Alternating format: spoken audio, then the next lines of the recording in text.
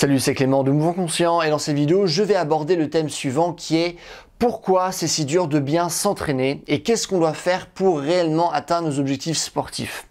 Vous allez voir que ça va être une vidéo qui va être relativement complexe. J'ai vraiment pas envie de parler de ce sujet de manière superficielle, donc ça va pas forcément être la tasse de thé de tout le monde. Néanmoins, à mon sens, les informations que je vais vous partager vont être très intéressantes, importantes. Si maintenant vous êtes un coach ou si maintenant vous êtes un athlète qui veut apprendre à mieux progresser, ok ? Et en fait, la raison pour laquelle cette vidéo va être relativement complexe, c'est parce que je vais parler de paradoxes. Et le premier paradoxe que je vais aborder va être celui de l'intensité. Alors maintenant, imaginez que vous êtes un coach. Vous avez un athlète qui a du mal à faire des squats au poids de corps. Ok, sa manière finalement d'exécuter cet exercice n'est pas bonne. À ce moment-là, vous allez vous dire, ok, il n'arrive pas à faire des squats au poids de corps correctement. Je vais comme pas maintenant lui rajouter une charge sur le dos lorsqu'il va faire cet exercice. Il n'arrive même pas à le faire sans charge. Ça peut que être pire si maintenant je lui rajoute une charge. Et ça, c'est vraiment une démarche intellectuelle qui a du sens. Ça paraît logique et c'est important de penser de cette manière-là. Puisque en effet, si même au poids de corps, cette personne a du mal à faire des squats, ça va être très dur, voire même dangereux, de faire des squats avec une charge qui va être lourde. Ok, c'est du sens commun. Ok, et c'est vrai. Néanmoins, c'est également faux. C'est vrai. Pas de discussion à avoir, mais c'est également faux. Pourquoi? Parce que c'est notamment quelque chose que nous dit le coach Kelly Starrett, c'est que, imaginons, donc il y a une personne sans résistance grande, donc imaginons juste le poids du corps lorsqu'on reprend l'exemple du squat, et ces personnes vont avoir des problèmes. Néanmoins, à partir du moment on va rajouter de l'intensité, à ce moment-là, il y aura une charge externe qui va être relativement forte. Cette personne n'aura plus le luxe de mal s'adapter au mouvement, n'aura plus le luxe de mal exécuter ce mouvement. Et de par cette forte charge, le corps sera obligé de mieux s'organiser et donc cette personne fera l'exercice mieux finalement avec une charge que sans charge. Est-ce que c'est vrai? Totalement. Mais est-ce que c'est faux? Également. Pourquoi? Parce que le premier exemple que je vous ai donné. Donc là, on a un paradoxe. Augmenter l'intensité, ça peut être mauvais. Augmenter l'intensité, ça peut être bon. Donc ça ne veut pas dire, ah ok, le gars sait pas faire ce mouvement-là, du coup je vais pas lui balancer un autre mouvement plus dur. Pas forcément. Mais ça vous montre bien que finalement l'entraînement c'est quelque chose qui est compliqué. Je vais vous donner encore un autre exemple et après ça encore un autre exemple et après on va essayer de tirer des leçons de cet exemple-là. Autre exemple que je vais vous donner maintenant, c'est le paradoxe de la vitesse. Lorsque vous voyez quelqu'un qui va faire un mouvement très rapidement, généralement c'est une preuve d'une grande maîtrise du geste, ok? Si on n'arrive pas à faire un mouvement lentement, ça va être impossible pour nous de le faire rapidement, ok? Donc lorsqu'on voit des personnes qui font des mouvements très rapides, on se dit « Ah ouais, ok, ouais non, il y a vraiment une grande maîtrise du geste à ce moment-là. » Et c'est totalement vrai, mais c'est également faux. Pourquoi? Parce que la vitesse nous permet aussi de masquer nos insécurités, de masquer ce qu'on fait mal par rapport au geste, ok? Imaginons un exemple très parlant que je peux vous donner, c'est ce que vous faites du vélo. Tant que vous pédalez rapidement, c'est facile de rester en équilibre sur le vélo.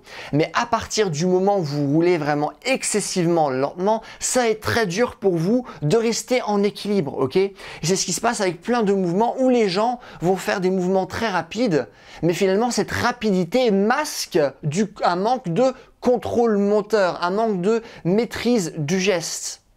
Donc est-ce que c'est vrai? Oui. Mais est-ce que c'est faux? Oui également, parce que le premier exemple que je vous ai donné, ok? Donc là aussi, ça vous montre bien à quel point le sport est complexe. Troisième et dernier exemple que je vais vous donner, les automassages.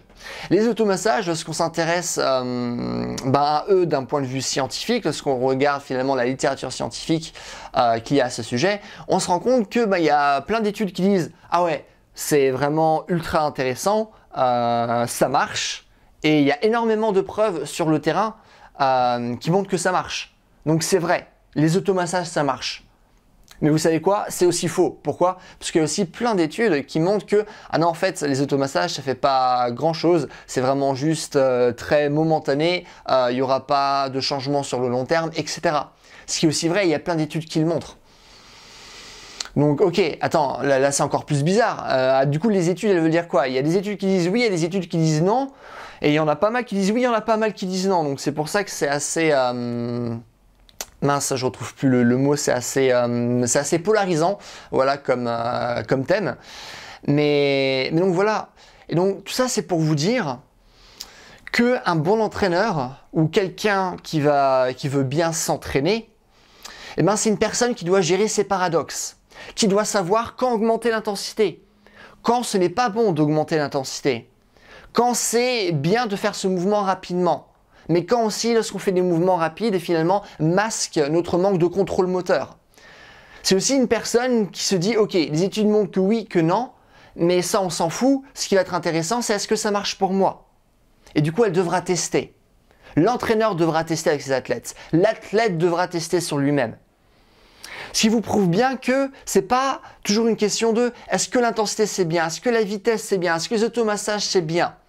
Non, la question c'est est-ce que c'est bien pour vous. Et est-ce que c'est bien pour vous? C'est toujours finalement c'est toujours une question qu'on doit se poser dans un moment précis. Parce que ça peut être bon à certains moments, mais pas à d'autres. Qu'est-ce que ça veut dire? Ça veut dire que finalement, l'activité physique de manière générale, le mouvement, la préparation physique, c'est une véritable approche. C'est finalement une véritable discipline en tant que telle, et c'est une discipline qui demande énormément d'exploration. Okay? C'est une discipline qui demande énormément de réflexion. Ça, c'est très important à garder en tête parce que à partir du moment où vous voyez ces disciplines comme une véritable pratique, un véritable chemin de vie, ça change votre manière de faire les choses. Parce qu'à ce moment-là, vous ne faites plus les choses pour faire les choses, mais maintenant vous avez une démarche qui est beaucoup plus consciente. Okay? Et finalement, bien s'entraîner, c'est se poser des questions, c'est faire des tests, c'est voir est-ce que ça marche ou ça marche pas. Ça se trouve, ça marche pas là. Du coup, vous dites ok, ça marche pas, et du coup, vous retirez une méthode d'entraînement que vous utilisiez, et après, finalement, je sais pas, quelques années plus tard, vous la réutilisez, vous voyez, ah, ça marche. Ah ok, vous dites, ok, ça veut dire que dans certains moments ça marche, d'autres ça marche pas. Ok, maintenant j'ai mieux compris ce concept. Et vraiment, toute chose dans la vie,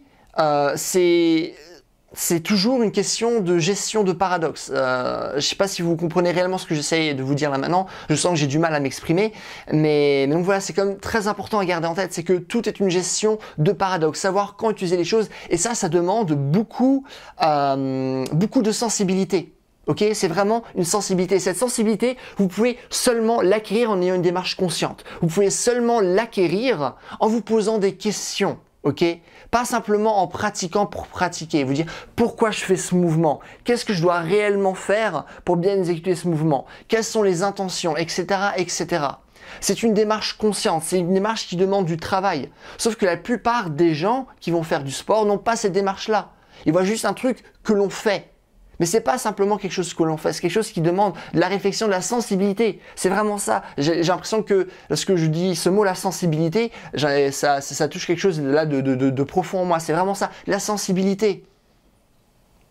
C'est être capable de s'adapter par rapport à nos connaissances, par rapport à notre corps, par rapport aux différentes charges. La sensibilité, c'est extrêmement important.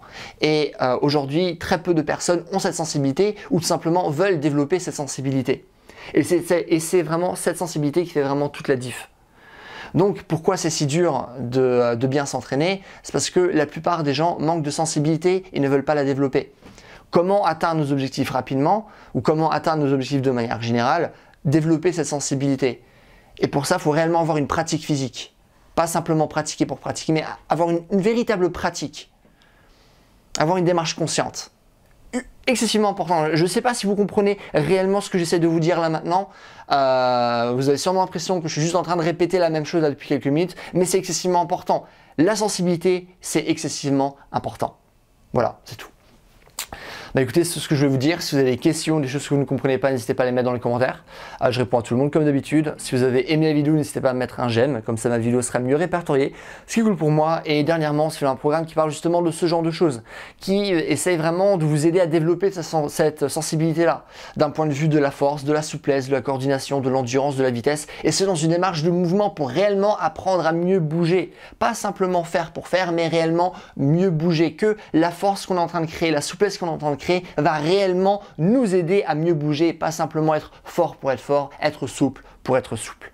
Donc si ça vous intéresse, vous pouvez aller sur mon site, c'est le premier lien dans l'inscription. Et voilà, c'est tout. En attendant, passez une bonne journée. Bye.